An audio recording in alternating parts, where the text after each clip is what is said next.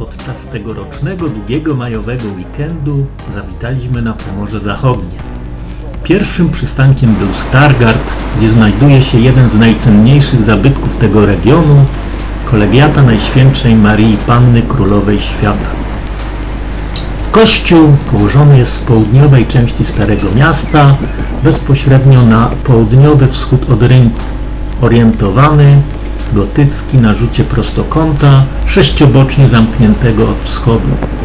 Bryła kolegiaty widoczna jest ze wszystkich prowadzących do miasta dróg. Wnętrze świątyni jest z odzwierciedleniem typowego zachodniopomorskiego scenariusza. Uszczuplone w ramach reformacji, do reszty ucierpiało podczas zmagań wojennych. Nie kipi więc przepychem, choć pozostałe po latach świetności ślady, tak jak polichromie, witraże czy rzeźby, pomagają wyobrazić sobie, jak wspaniale to wnętrze kiedyś musiało wyglądać. Nadal jednak budzi zachwyt swoim rozmachem i podziwem dla jego fundatorów i budowniczych.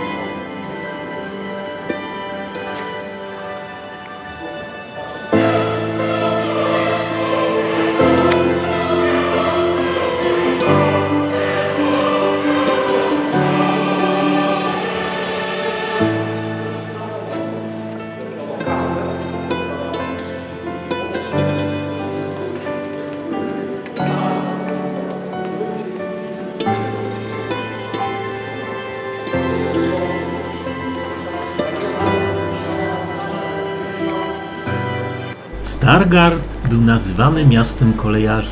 Z tego też względu na staromiejskim rynku znajduje się pomnik kolejarza. W jednym ręku trzyma lampy, a w drugim rozkład jazdy. Tuż obok znajduje się średniowieczny ratusz. Jest on jednym z najstarszych zabytków Stargardu. I z tego miejsca widzimy blendy stargarskie.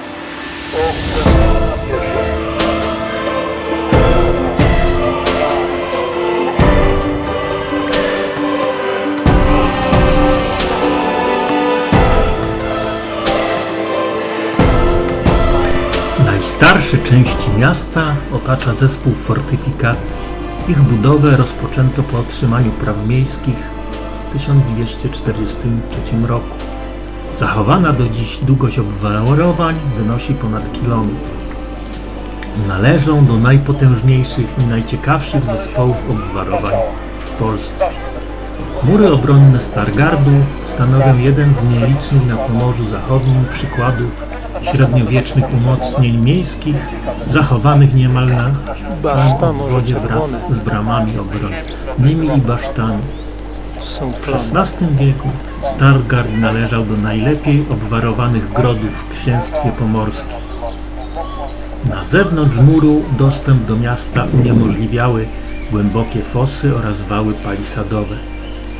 W XIX wieku mury straciły charakter obronny, To też rozebrano ponad 50% obwałowań. Wały obniżono, zasypano fosy i utworzono na nich parki.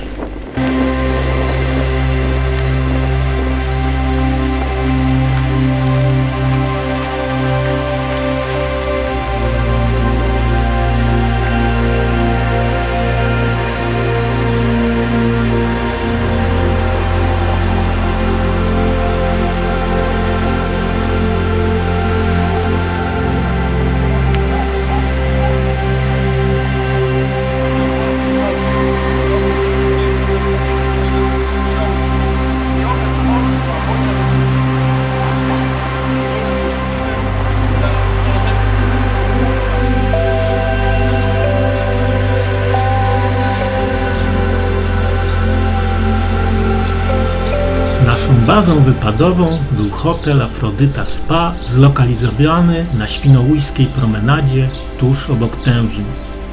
Promenada nadmorska to popularny wśród turystów deptak o długości kilku kilometrów, przebiegający równolegle do linii brzegowej. Przy promenadzie znajduje się muszla koncertowa, usytuowane są pochodzące jeszcze z XIX stulecia zabytkowe pensjonaty czy też sanatoria.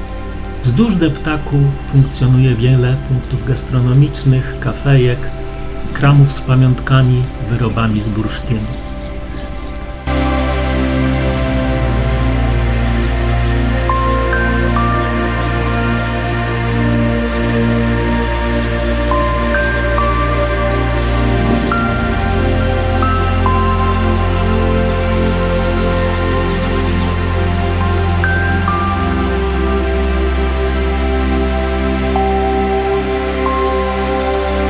W granicach Świnoujścia znajdziemy aż 10 km pięknych, piaszczystych plaż, łagodnie wchodzących w morze, tworząc obszerne, płytkie kąpieliska. Na licznie wyznaczone kąpieliska prowadzi z miejscowości aż 12 wejść, a szerokość plaż dochodzi miejscami do 70 metrów.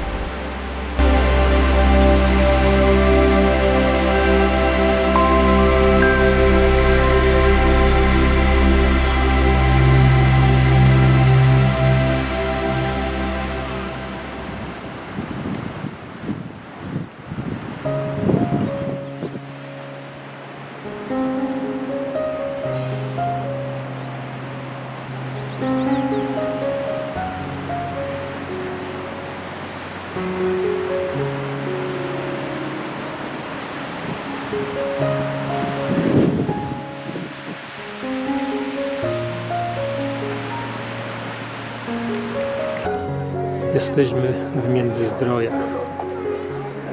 W Międzyzdrojach przy siedzibie dyrekcji Wolińskiego Parku Narodowego znajduje się Muzeum Przyrodnicze.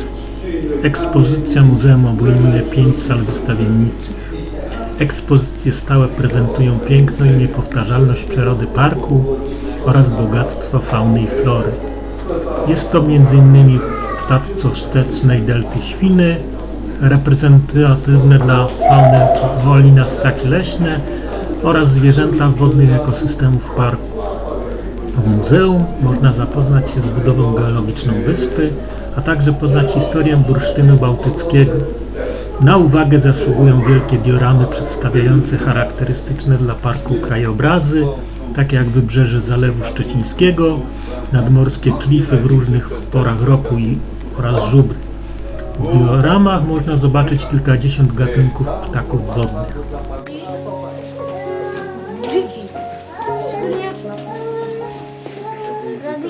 Szareńka.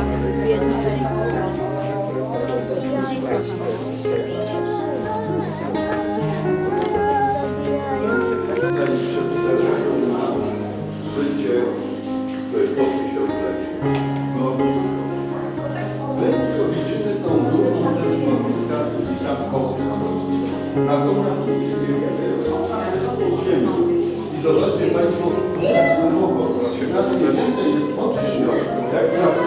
no i oczywiście tutaj to nic nie widzimy, że zawsze jakaś Polską, gdzie ja słyszałem, prawda, o, jakiś dzień powiedz nam, że to jest taki, którym sądzimy, Teraz słychać go, prawda? Trzeba obejść 5 razy, żeby tego płaka, którego chcemy zaobserwować. Kręciki, prawda? Jednym z najsłynniejszych miejsc, które koniecznie trzeba zobaczyć, jest rezerwat żubrów. Ukryta w lesie w spacerowej odległości od centrum Międzyzdrojów, stanowi wielką atrakcję dla dzieci i ich rodziców i nie tylko. Choć początkowo zagroda pokazowa żubrów w Międzyzdrojach funkcjonowała po prostu jako miejsce hodowli zachowawczej polskich żubrów, dzisiaj na jej terenie mieszkają też inne zwierzęta. To okazy, które zostały wychowane przez człowieka lub wyleczone z ciężkich ran, które nie są przystosowane do powrotu do swojego naturalnego środowiska.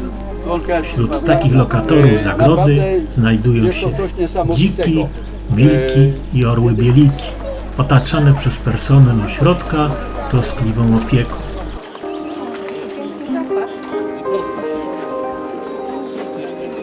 Tak jest, dzik jest zły, dzik ma bardzo, orzeł bielik, biurkus łomigna, orzeł borski, orzeł jałoga, orzeł jałogu.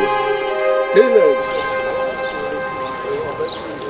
Promenada Gwiazd to najbardziej rozpoznawalna ulica w Międzyzdrojach. Jest prawie jak polskie Hollywood. Z tym, że zamiast zwykłych płytek z gwiazdką, gwiazdy filmu zostawiają tutaj ślad swojej dłoni. Wszystko zaczęło się od pomysłu zorganizowania w tym mieście festiwalu gwiazd. Miasteczko od wielu lat było uważane za wakacyjną stolicę filmu i kultury. Chętnie przyjeżdżali tutaj reżyserowie, aktorzy, muzycy.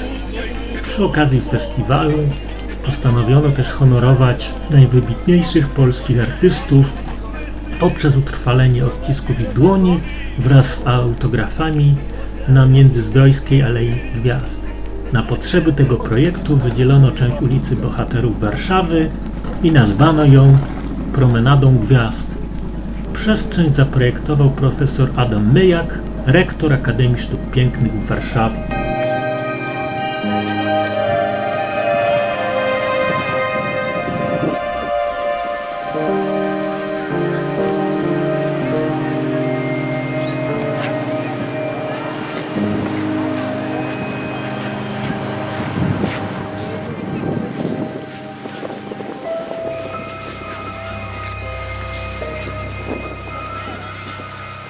Optyczne.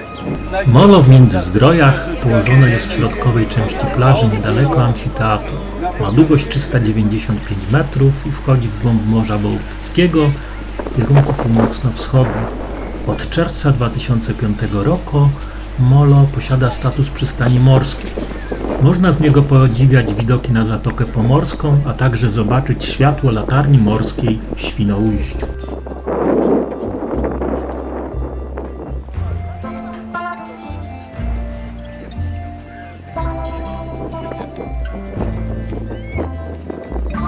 Gosań to jedno z najwyższych wzniesień pasma wolińskiego, które rozciąga się na wyspie Wolin. Najciekawszym na tym wzgórzu jest imponujący i najwyższy w Polsce klif, z którego każdego roku morze zabiera około 1 metra. Z klifu rozpościera się widok na Zatokę Pomorską.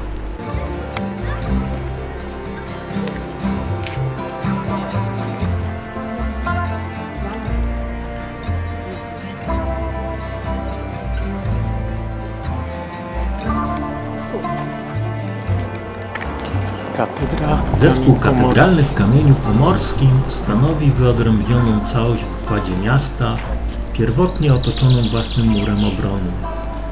Jego powstanie w XII wieku wiąże się z przeniesieniem tutaj siedziby biskupstwa pomorskiego z pobliskiego Wolina.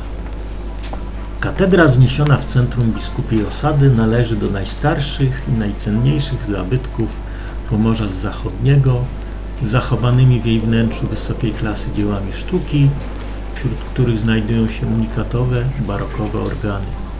Innym interesującym elementem jest pochodząca z 1682 roku bogato zdobiona barokowa ambona.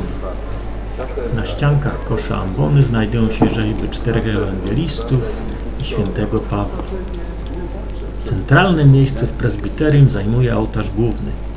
Gotycki tryptyk datowany na koniec XV lub początek XVI wieku, przedstawiający w części centralnej scenę Wniebowzięcia Matki Bożej, a na skrzydłach męczeństwo świętego Jana Chrzciciela i świętego Faustyna.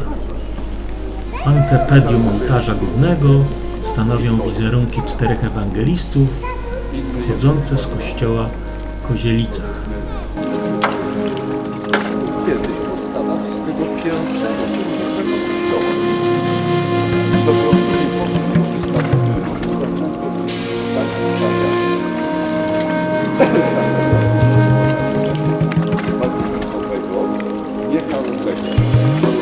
Przylegający do świątyni wirydarz, otoczony krużgankami, właściwy dla założeń klasztornych, nie katedralnych, stanowi ewenement w polskiej architekturze.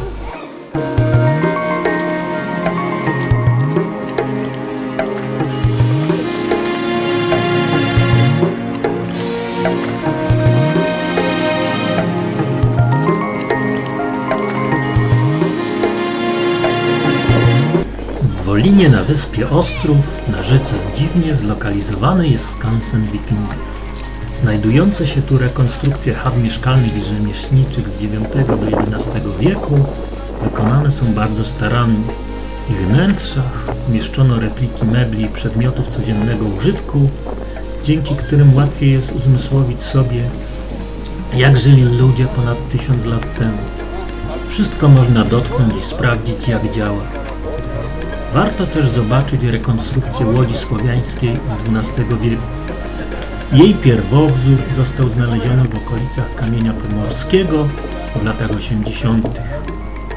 Na terenie skansenu organizowane są warsztaty z garncarstwa, kowalstwa, tkactwa czy nauka strzelania z łuku. Można też spróbować pieczonego nad ogniskiem podpłomyka. Ogromną popularnością cieszy się też coroczny festiwal Słowian i Wikingów, jedna z największych imprez historycznych w Europie, podczas której zobaczyć można setki wikingów. Ubrani w średniowieczne stroje, rozbijają swoje namioty i przez 3 dni starają się żyć jak kiedyś. Prowadzą różne pokazy, a także staczają bitwy ku uciesze licznie przybywających turystów.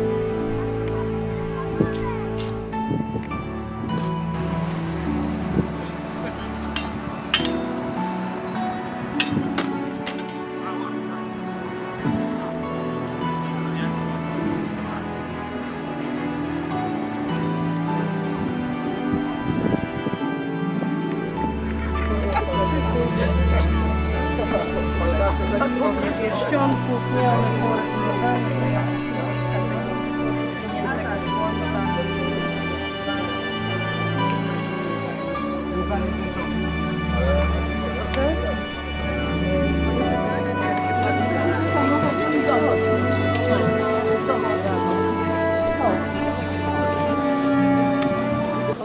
Park Narodowy Jasmund to niesamowicie spektakularny fragment wyspy Rubia. Tak się złożyło, że na największej wyspie znajduje się najmniejszy park narodowy. Na półwyspie Jasmund można znaleźć przepiękne kredowe klify, na których usadowił się bukowy las. Klify kredowe były eksploatowane i istniała tu kopalnia. Jednak podczas próby wznowienia działalności kopalni w 1926 roku wybuchły protesty i teren postanowiono objąć ochroną. Dopiero w roku 1990 powstał tutaj Park Narodowy.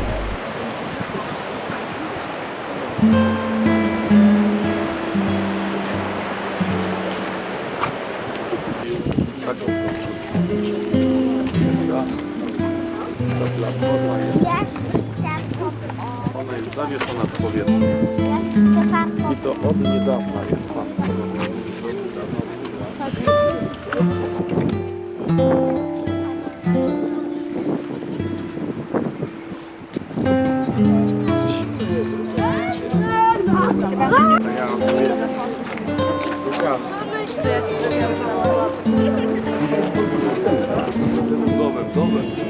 To można przejść dalej?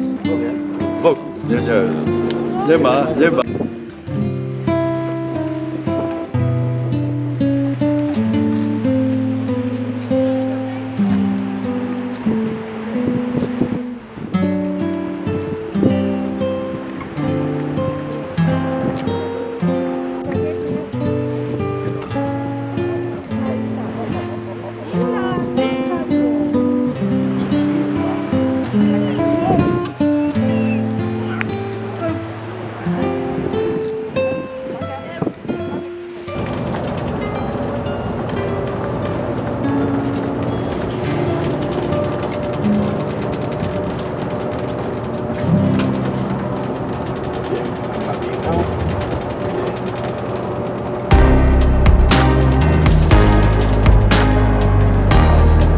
Stralsund to miasto, które ze względu na swoje położenie pełniło kiedyś ważną rolę strategiczną.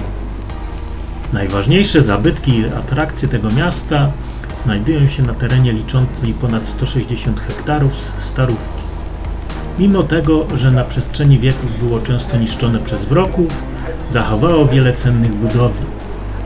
Wzniesione z czerwonej gotyckiej cegły budynki sprawiły, że wraz z pobliskim Wismarem miasto zostało wpisane na listę Światowego Dziedzictwa UNESCO. Jedną z najbardziej interesujących i najcenniejszych budowli stralsundskiej starówki jest gotycki ratusz. Największe wrażenie robi ozdobny szczyt. 7 wieżyczek rozdziela 42 biforia, nad którymi widnieją okrągłe otwory z gwiazdami po środku.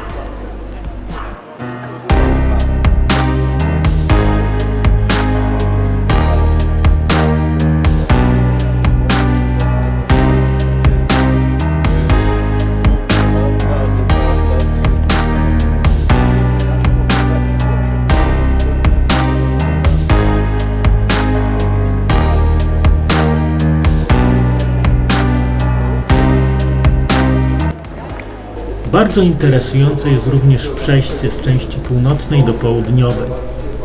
Wbudowano weń drewnianą galerię. Spacerując tędy można poczuć się, jakby czas cofnął się o dobre kilkaset lat.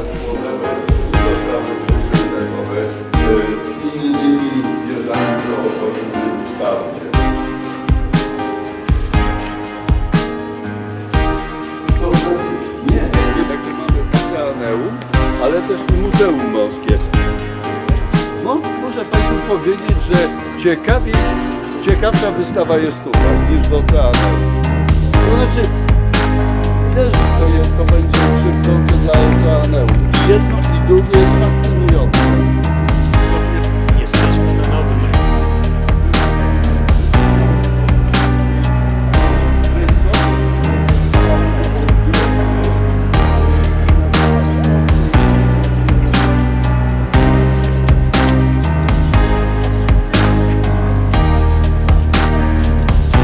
Molo Walbeku to najbardziej rozpoznawalna budowla niemieckiej części wyspy Uzna. Nie każdy wie, że jest to najstarsze drewniane molo na wybrzeżu. Powstało ono ponad 100 lat temu, w 1898 roku. Później udostępniono je dla statków i łodzi. Otworzono tam także restaurację i scenę pod gołym niebem. W latach 20. ubiegłego stulecia przykryto fragment części spacerowej najpierw płóciennym zadaszeniem, a potem drewnianym dachem. Na początku lat 40. kra lodowa zniszczyła część przystani, ale odbudowano ją w 1952 roku. W latach 70. podpory nośne zamieniono z drewnianych na stalowe, a w latach 80. zdjęto dach. Molo Walbeku jest wpisany do rejestru zabytków. W 1993 roku przeszło modernizację, dzięki której mogą podpływać do niego i cumować na jego skraju statki Białej Floty. Z wychodzącego na 280 metrów w głąb Morza Mola roztacza się wspaniały widok na Świnoujście, port, położoną tam najwyższą latarnię morską na brzegach Bałtyku.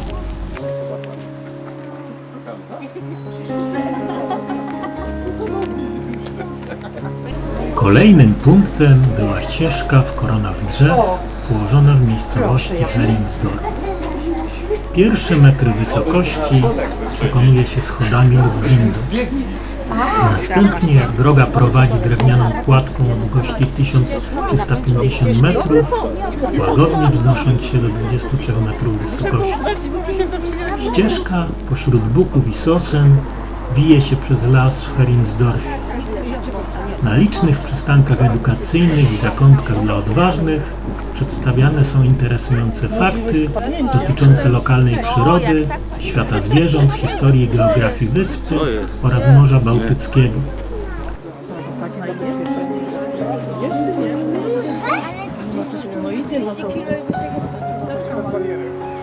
No właśnie, tak. Już byłyby emocje. Czwarte?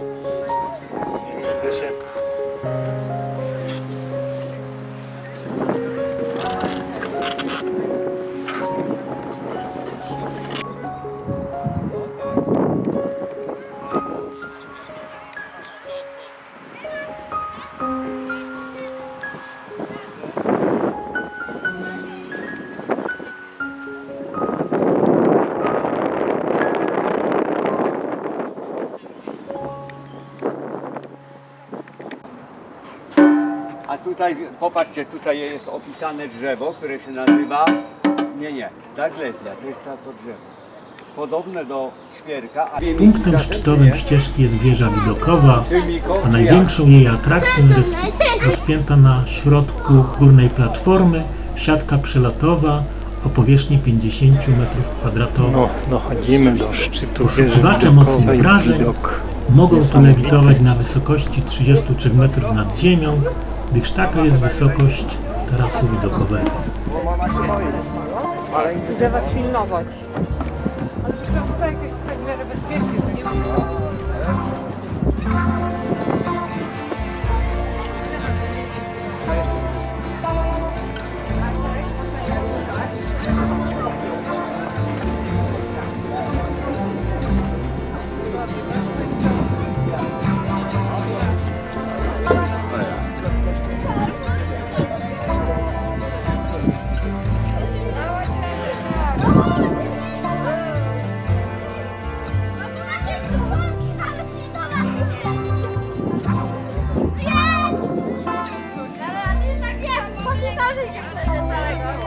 Miało można chodzić po tym. Nie wolno A nie to Słuchajcie, na trampolinach chodzimy tylko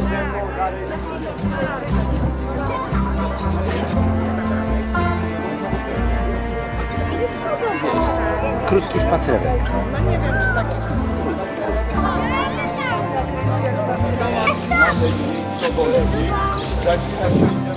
pasażer.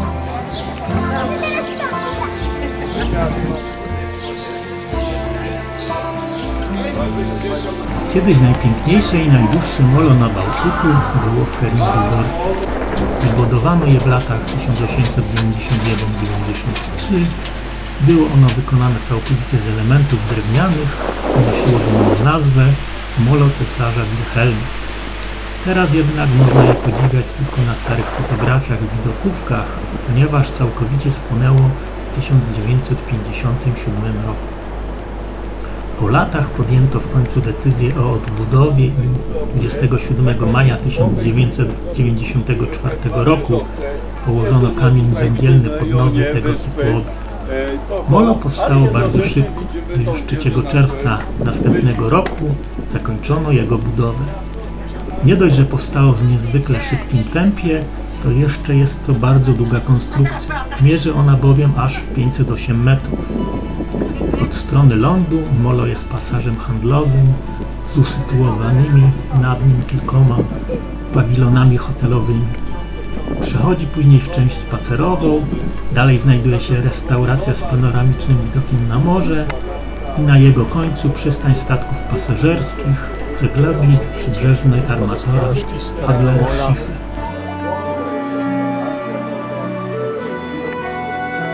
Zakłady doświadczalne Peenemünde były w latach 1936-1945 największym centrum zbrojeniowym w Europie. na powierzchni 25 km2 nad bronią samosterującą pracowało tutaj jednocześnie nawet 12 000 osób. Ich praca koncentrowała się przede wszystkim na stworzeniu najbardziej znanej na świecie rakiety samosterującej i pierwszej działającej wówczas wojskowej rakiecie balistycznej. Oba urządzenia budowane były w głównej mierze przez robotników przymusowych jako broń terrorystyczna przeciwko ludności cywilnej, która określana mianem broni odwetowej używana była od 1944 roku podczas II wojny światowej. Muzeum Historyczno-Techniczne Peenemünde mierzy się z historią powstania i stosowania tej broni. Wystawy muzeum są dokumentacją tego, kto pracował w Peenemünde, jak wyglądało życie ludzi w tamtych czasach, a także dlaczego przeprowadzono tak szeroko zakrojone projekty zbrojeniowe.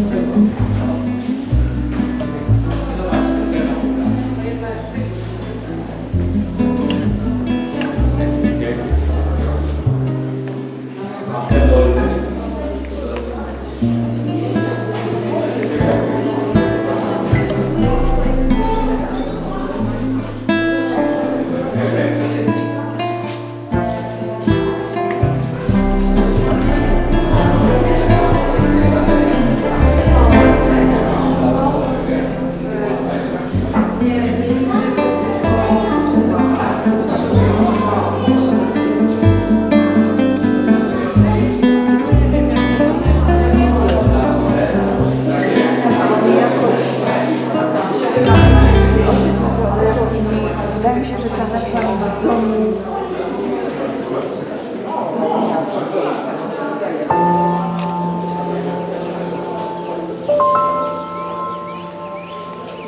No ale wiesz, ja zrobię ten chyba bez galikmysia.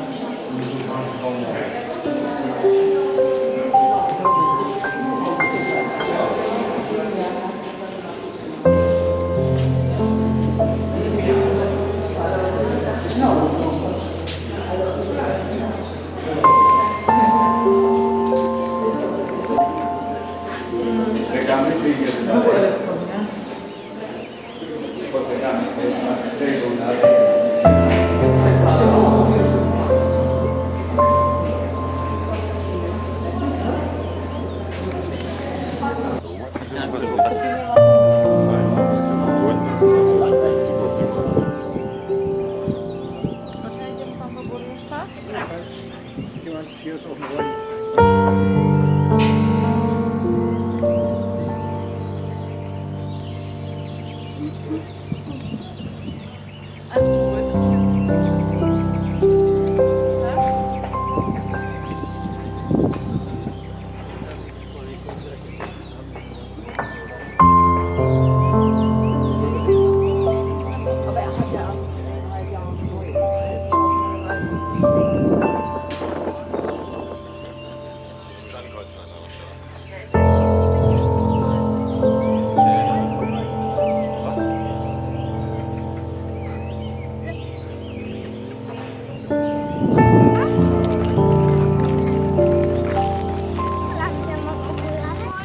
niewielkiej odległości od muzeum znajduje się ubot. Tak naprawdę to jeden z reliktów zimnej wojny. Radziecka łódź podwodna typu 651.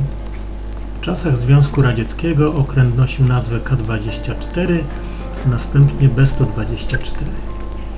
W terminologii NATO okręty tego typu nosiły kryptonim Julian. Podwodna. Obecnie na jego kiosku wymalowano symbol U-461. Po powrocie z muzeum zwiedziliśmy zachodni falochron Świnoujścia. Ma on długość 350 metrów. Na jego krańcu widnieje charakterystyczna biała stawa w kształcie młyna. Stawa młynu. Budowla jest symbolem Świnoujścia, powielanym często na pocztówkach, widokówkach czy pamiątkach.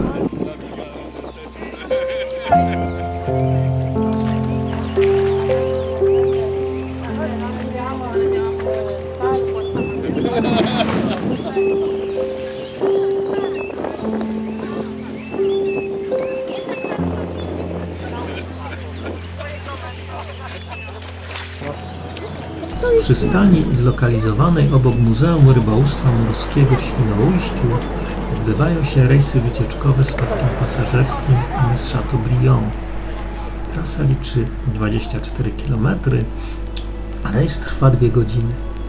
W czasie rejsu wraz z przewodnikiem poznać można m.in.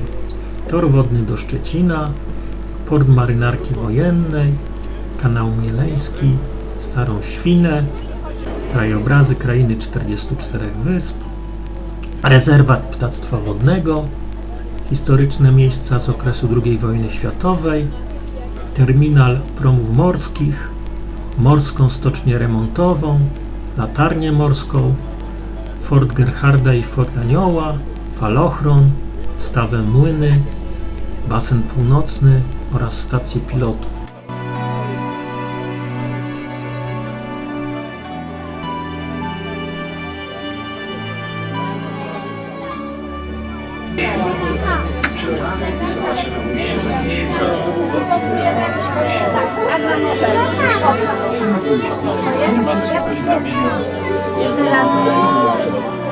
Ja dzisiaj tłumaczę, bo ja dzisiaj opłacie, nie na minutę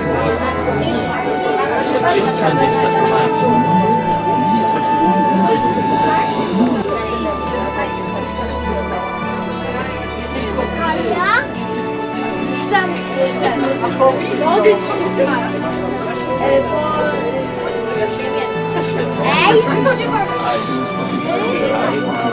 frontem.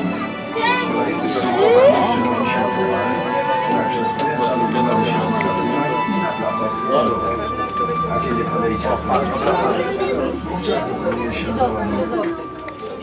załadunku dokonuje się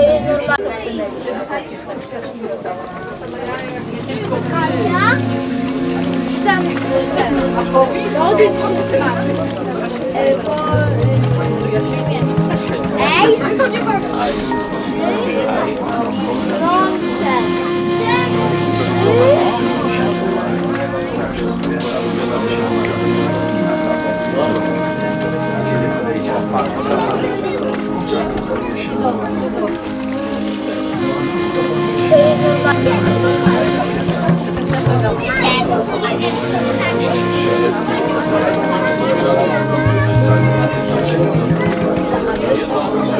Ja myślę, że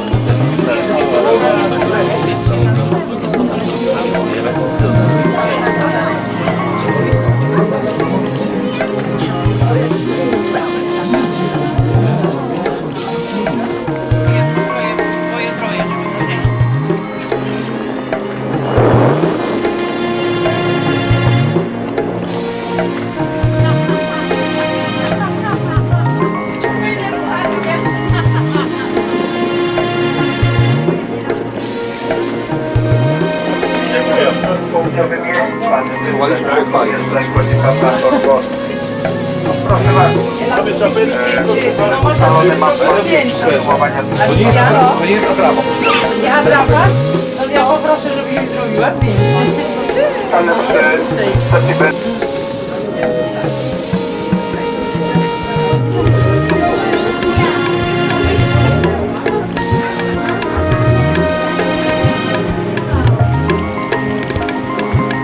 W ostatnim dniu pojechaliśmy do Szczecina. W Parku Kasprowica znajduje się pomnik czynu Polaków. Został on odsłonięty w roku 1979. Miał on być wyrazem szacunku i podziękowania społeczeństwu Szczecina za odbudowanie i rozbudowanie miasta w ciągu 35 lat od zakończenia II wojny światowej.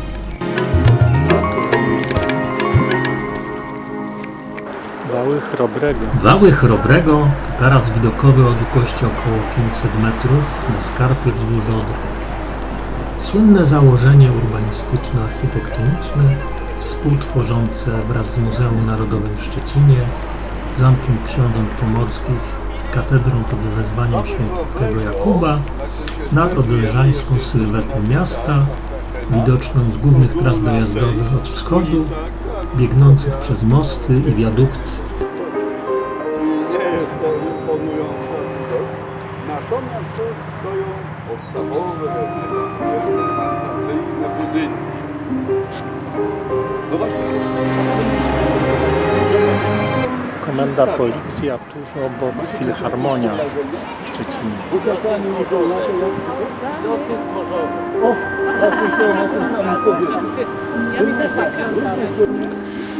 Naprzeciwko Filharmonii znajduje się Centrum Dialogu.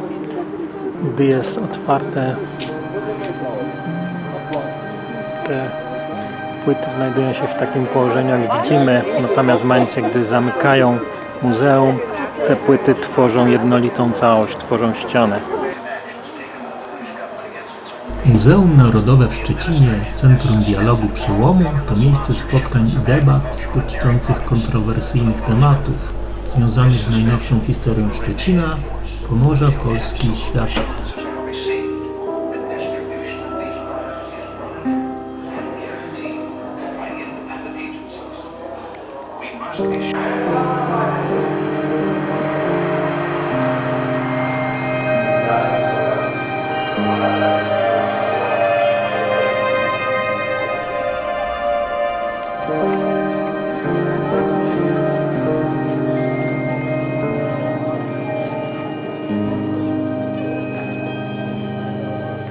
Jesteśmy w foyer Filharmonii.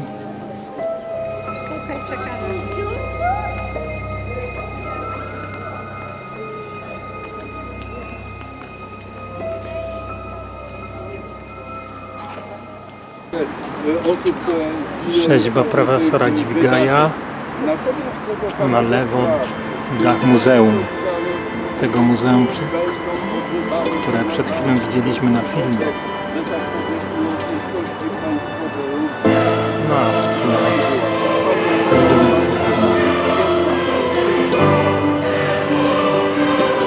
w tle zamek. swoją nazwę od tej studni wykonanej w Piaskowcu w roku 1732, ale ona została postawiona dla upamiętnienia fakt szczecińskich profesorów.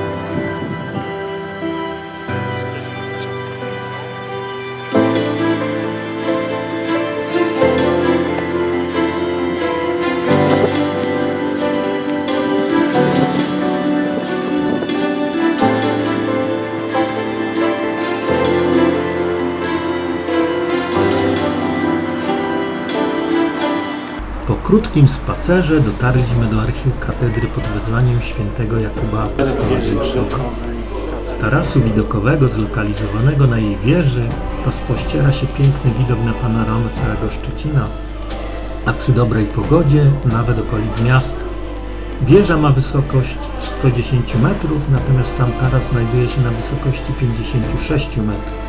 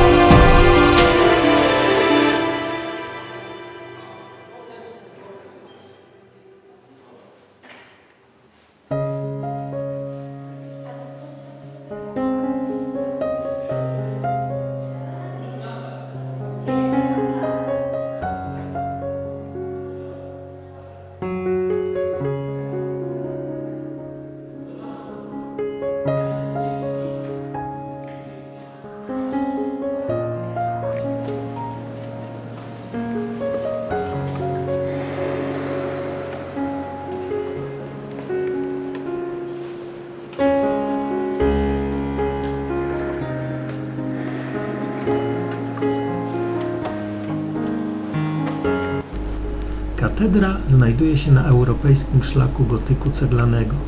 Jest to najważniejszy kościół w Szczecinie. Drugi po Bazylice Licheńskiej pod względem wysokości istniejący kościół w Polsce.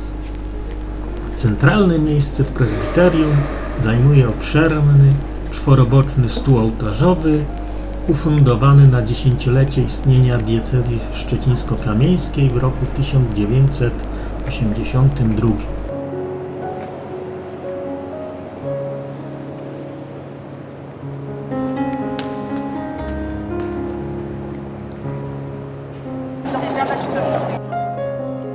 Rynek Sienny to główny plac staromiejski w formie prostokątnego, brukowanego rynku w dzielnicy Śródmieście na osiedlu Stare Miasto. Rynek został utworzony w okresie średniowiecza. Z tej epoki pochodzi także jego nazwa, wywodząca się z odbywającego się na nim handlu sianem. W XII wieku wybudowany został w stylu gotyckim budynek Starego Ratusza, początkowo jako drewniany, następnie murowany.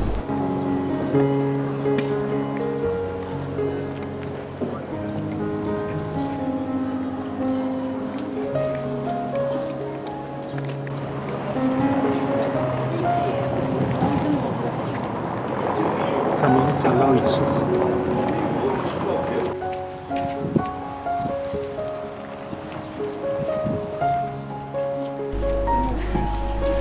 Zamek Książąt Pomorskich to renesansowy zamek usytuowany na wzgórzu w Szczecinie. W sąsiedztwie Odry historyczna siedziba rodu Gryfitów, władców Księstwa Pomorskiego oraz nazwa instytucji kultury administrującej zamkiem. Zamek jest własnością Zarządu Województwa Zachodniopomorskiego, który ma tutaj swoją siedzibę. W zamku działają różnorodne instytucje kultury oraz sala ślubów Urzędu Stanu Cywilnego i 2 restauracje. Na zamku organizowane są koncerty, wystawy artystyczne i historyczne, spotkania literackie i naukowe, a na dziedzińcu imprezy kulturalne oraz koncerty.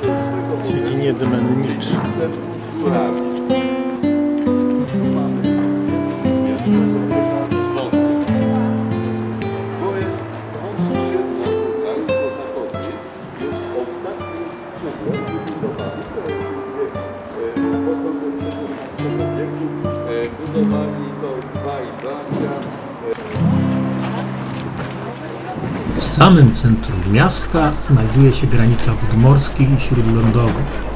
Ze Szczecina można wyruszyć na zachodniopomorski szlak żeglarski, popłynąć do Berlina, na Bałtyk, Zalew Szczeciński, krainę 44 wysp lub miło spędzić kilka godzin na jeziorze Dąbrowie. Każdy znajdzie tu kawałek wody dla siebie. My wypłynęliśmy na rejs po szczecińskim porcie. Zobaczyliśmy m.in. Zamek Książąt Pomorskich, odbudowaną Starówkę, bulwary, reprezentacyjne wały Chrobrego, dźwigozaury oraz architekturę przemysłową.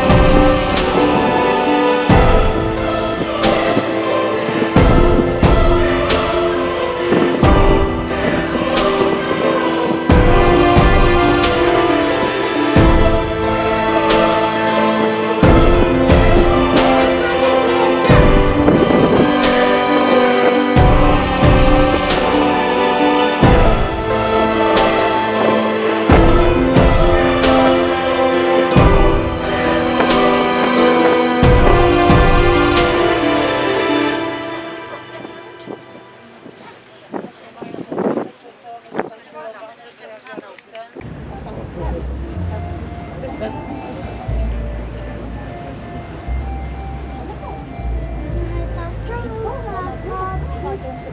teraz tam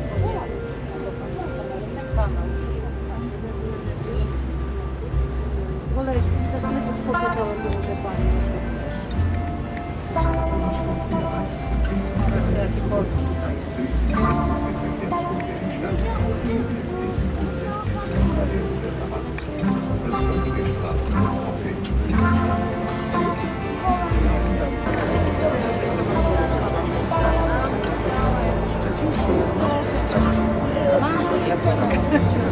nie mam, ale nie, da. Ale jak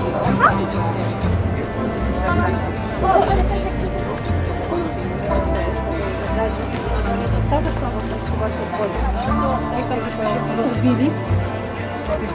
Budowali.